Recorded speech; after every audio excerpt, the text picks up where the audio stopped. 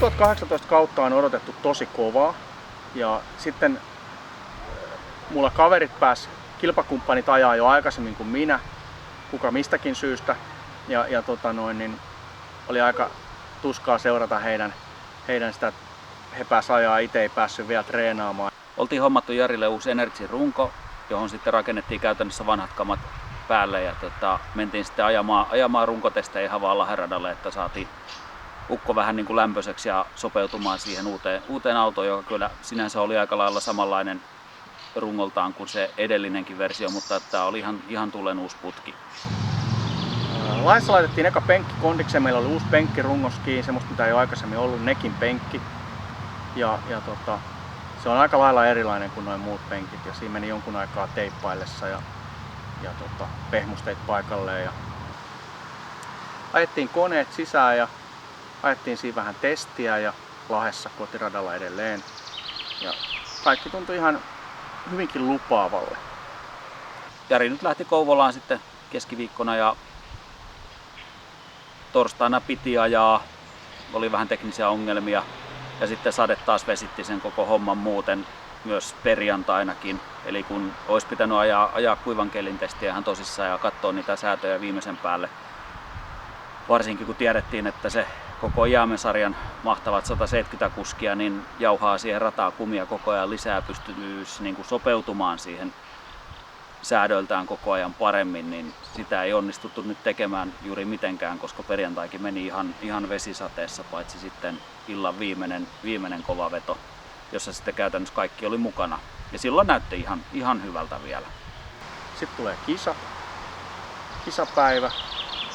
Me ollaan otettu lauantai jo siltä asenteelta, että se menee osittain testinä kanssa, haetaan säätöjä autoon. Ja kyllä ne mun mielestä siinä saatiinkin jossain mittakaavassa vähän parannettu. Koko ajan niin kuin parempi, mutta sillä Kouvolan radalla oli ajettu aikaisemmalla viikonlopulla, niin siellä oli ajettu jo kisaa ja kumia radas ja aika huikea pito.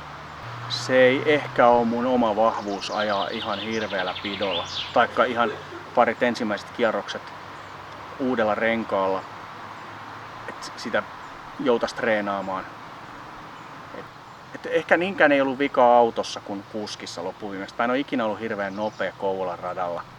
Mä en ole löytänyt sen nikseen ja siellä on muutama kohta, mitkä ei mulla taivu vielä silleen kun pitäisi taipua. Kisarengassarja oli pikkusen erilainen, mitä ne harjoittelurenkaat oli.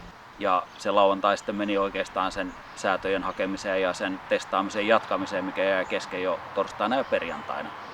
Se vaan, että tosiaan kumin lisääntyessä, niin se ajotapa pitäisi pystyä sopeuttamaan vähän paremmin kuin se, että ajetaan pelkällä niin sanotusti puhtaalla radalla.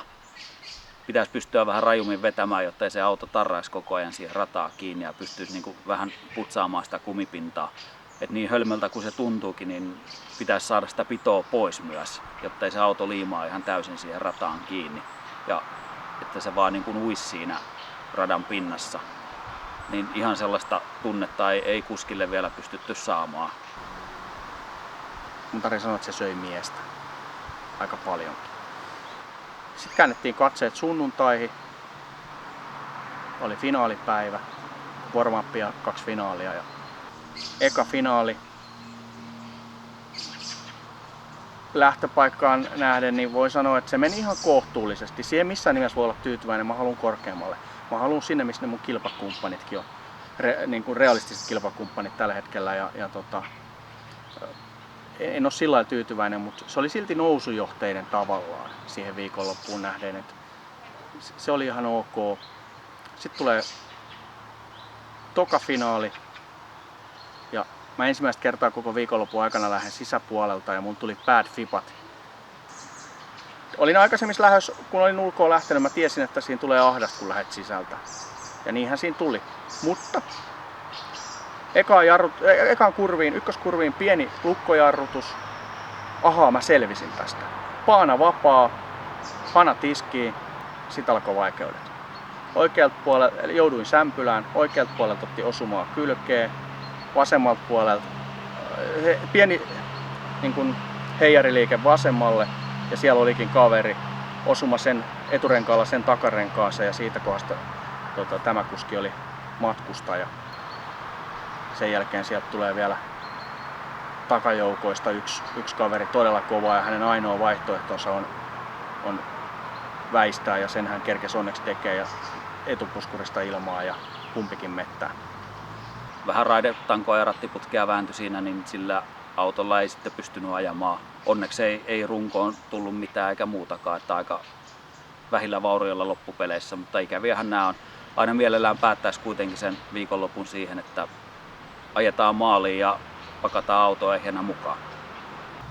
Siinä oli isommatkin vahingot mahdollisia, selvittiin suht pienellä, mutta hirveä harmitus siitä jäi vuoden varmasti kummallekin, että se loppui ennen toista kurvia koko toka finaali.